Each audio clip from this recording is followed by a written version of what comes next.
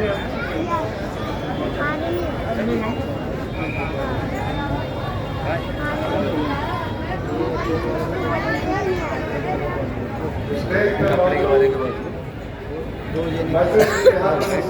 तमाम कॉर्पोरेटर हजरात, तमाम जिम्मेदार, नौजवान साथियों, बुजुर्गों, मेरी माओ बहनों, अस्सलाम वालेकुम। इम्तियाज जलील साहब का ये इंतखाबी जलसा 2019 में आपने इम्तियाज जलील को हिंदुस्तान की पार्लियामेंट में भेजा। 2019 के बाद 2024 के चुनाव आए, मजलिस ने हमको नामजद किया है और इस इंतखाबी जलसे से हम मुखातिब। मेरे मोहतरम बुजुर्गों, दोस्तों, 2019 की कामयाबी हिंदुस्तान और महाराष्ट्र की तारीख में एक ऐसा बाप है जिसने मुसलमानों में एक यकीन, एक अज़्म, एक भरोसा कायम किया है कि हमारे पास भी मेंबर ऑफ पार्लियामेंट हो सकता है। मगर आज तमाम ताकतों को ये बात खिल रही है। आज तमाम ताकतें, इंडिया अलायंस हो या महाविकास आघाड़ी हो या महायुति हो, इस बात के लिए एक जगह आ गए हैं कि किस तरह से इस शहर से, इस जिले से क़ियादत को खत्म किया जाए। एक बात सुन लीजिए,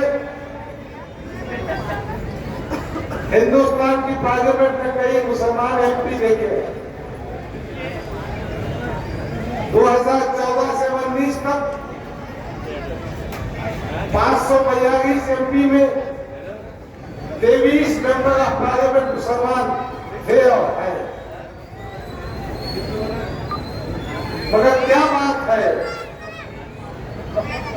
कि बैरिस्टर सफीन अवैसी और इम्तियाज जलील मुमताज है, वो आपके चहीते हैं। बात यह है कि दूसरी पार्टी से चुन के आने वाला एमपी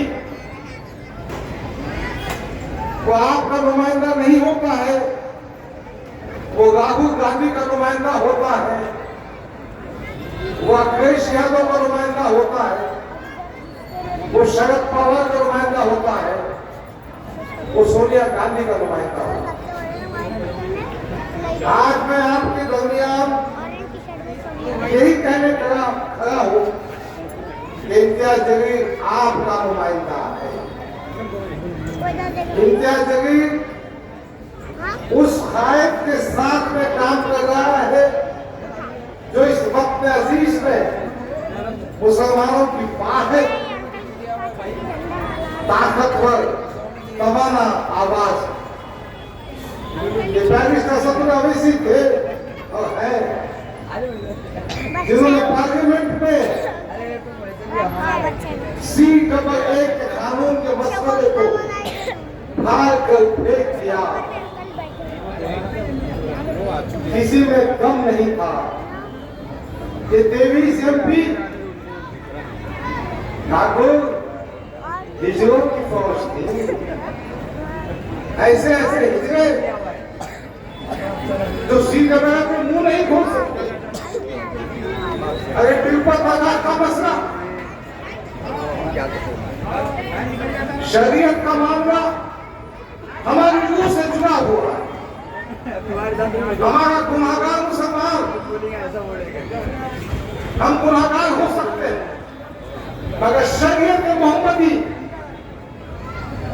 आज भी हमारी जान से ज्यादा अजीज है। जब शरीयत का मसला आया तो किसने मुखालफत की? ये असदुद्दीन अवैसी था, असदुद्दीन अवैसी है। और उनके साथ कौन खड़ा था?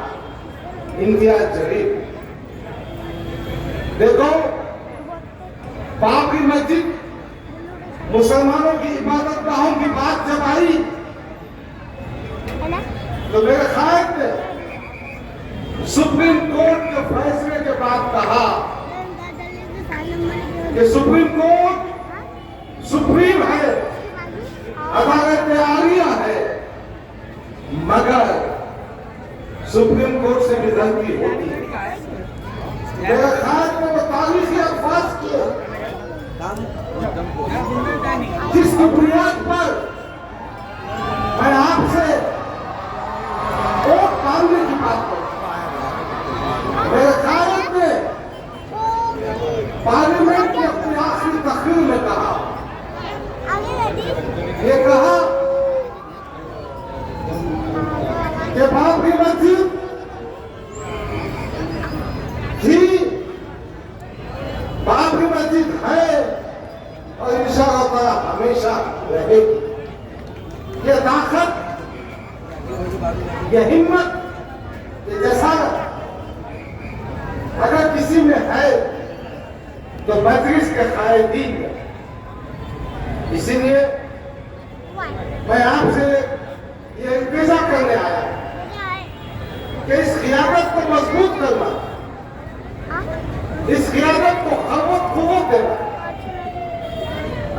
हिंदुस्तान की पार्लियामेंट वो कानून साज़ इदारा है जहां क़वानीन बनते हैं और वहां पर आपकी नुमाइंदगी। आपने ये भी देखा, इसके शायद का आवाज कम नहीं हो सकता क्या?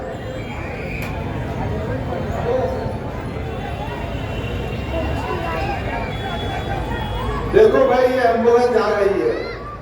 ये एम्बुलेंस जो मुखालिफिन है ना इम्तियाज जलील के, उनके वास्ते है। इंशाअल्लाह ताला 13 मई को उनको एम्बुलेंस से भेजेंगे। जब 4 जून को इस शहर की फिजा में हम कामयाबी का जश्न मनाएंगे तो तमाम मुखालिफिन को, वो जलील खान खैरे हो या भूमे हो या कोई और साहब हो, ये एम्बुलेंस से भी जाए। तो मैं कह रहा था कि हिंदुस्तान की पार्लियामेंट में अगर मुसलमानों की, दलितों की, पिछड़े भीड़ की, पिछड़े भीड़ों की, दबी भीड़ों की अगर कोई आवाज है तो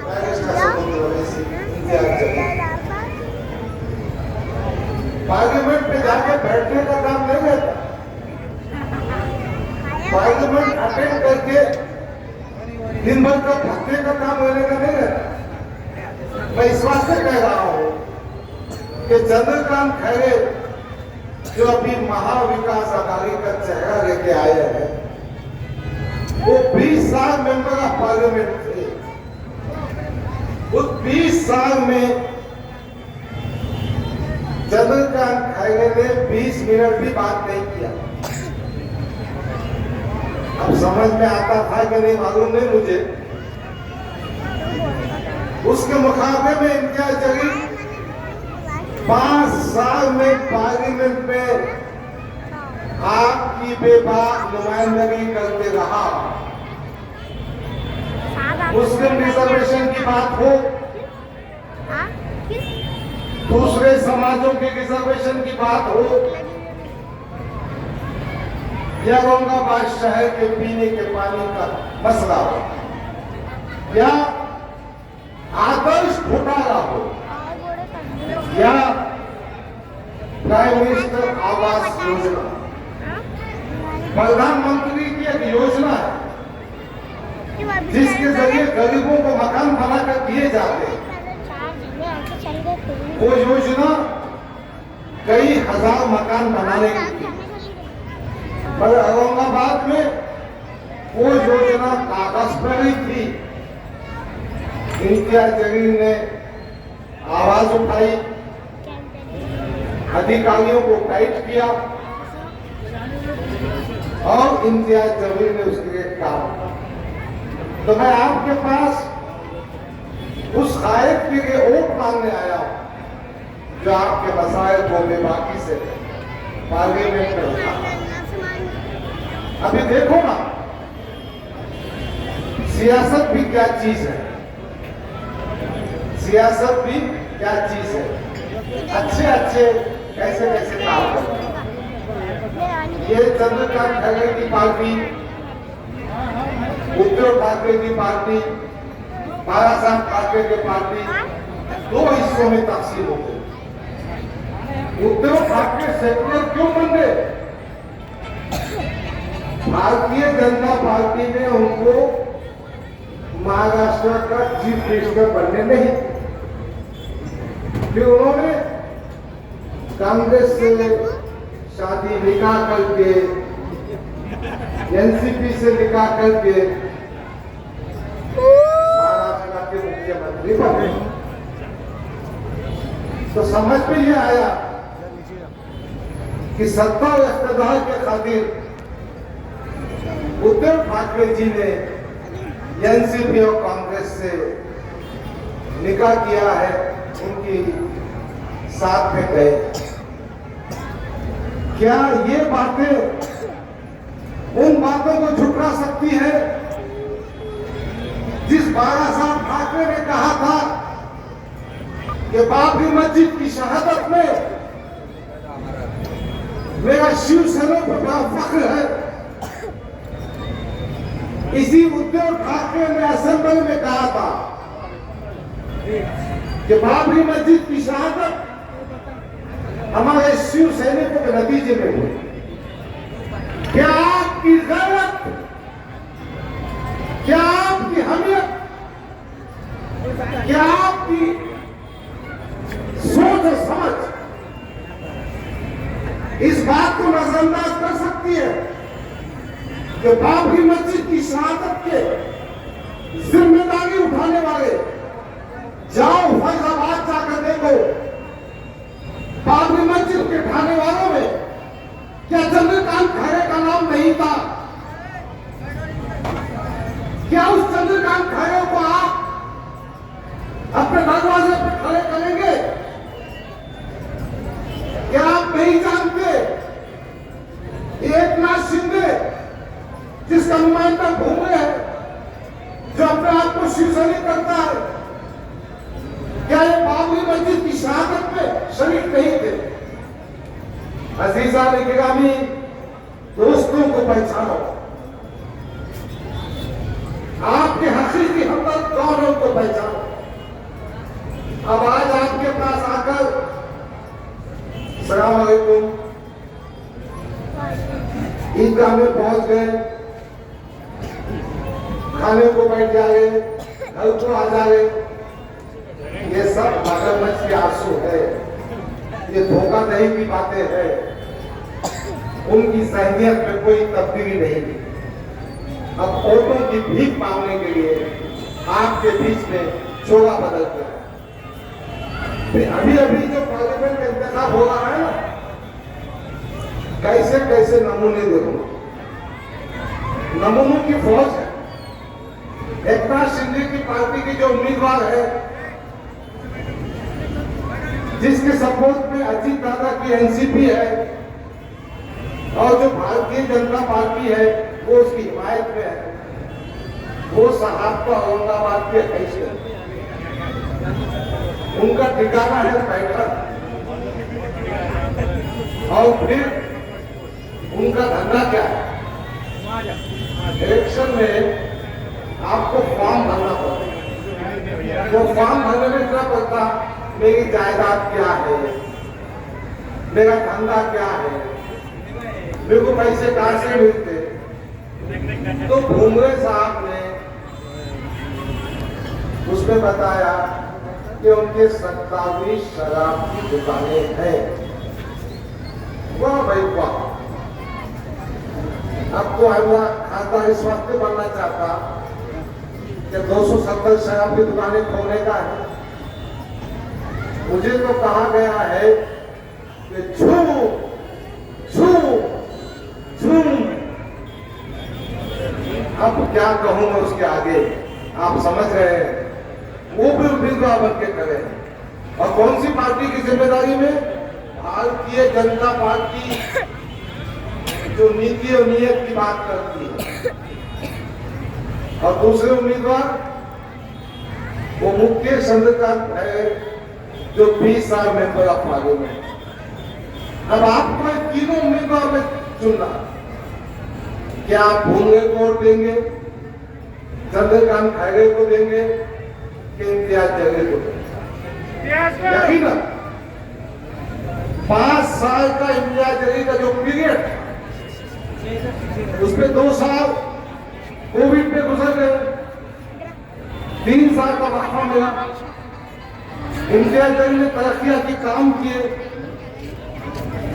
और आप तक पहुंचने की कोशिश की। बहुत से काम बाकी हो, मगर एक बात सुनो, ये इंतखाब गरीबी रास्ता बनाने का नहीं है, ये इंतखाब ड्रेनेज लाइन डालने का नहीं है, ये इंतखाब लाइट का पोल लगाने का नहीं है। ये वो इंतखाब है जिसपे पूरे हिंदुस्तान की नहीं पूरी दुनिया की निगाह कि औरंगाबाद के अवाम किस खायद को चुनते हैं, किस नजरियात की हिमायत करते हैं। अभी तो साजिशें हो रही है, प्लानिंग हो रही है कि इम्तियाज जलील को कैसा हराया है। एक इम्तियाज जलील उनको नहीं चलता। तो मैं कह रहा था कि मजलिस के उम्मीदवार को वोट देना ये आपकी जिम्मेदारी है, क्योंकि मजलिस इत्तेहाद मुस्लिमीन पार्लियामेंट में आपकी शरीयत की हिफाजत के लिए खड़ी हो। मजलिस को उम्मीदवार को वोट देना इसलिए जरूरी है कि आपकी इबादत गाहों की हिफाजत के लिए ताकत से खड़े हो। मजलिस को वोट देना इसलिए जरूरी है कि मुस्लिम नौजवानों पर, मां बेटियों पर होने वाले जुल्म के खिलाफ आवाज उठाए। मजलिस को वोट देना इसलिए जरूरी है तो वो एक ऐसी क़यादत चाहती है जो आपके मसाइल को पेश कर सके। बहरहाल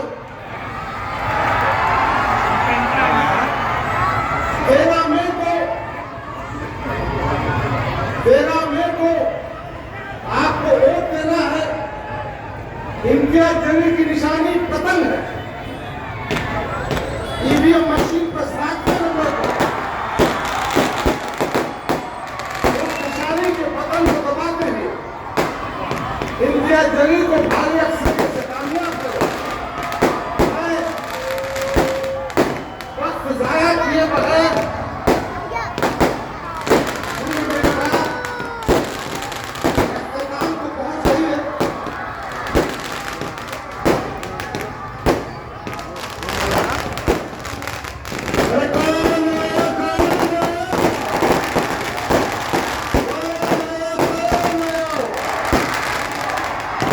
मैं शेर के साथ इम्तियाज साहब को दावा देना चाहता हूँ। मैं 13 नशे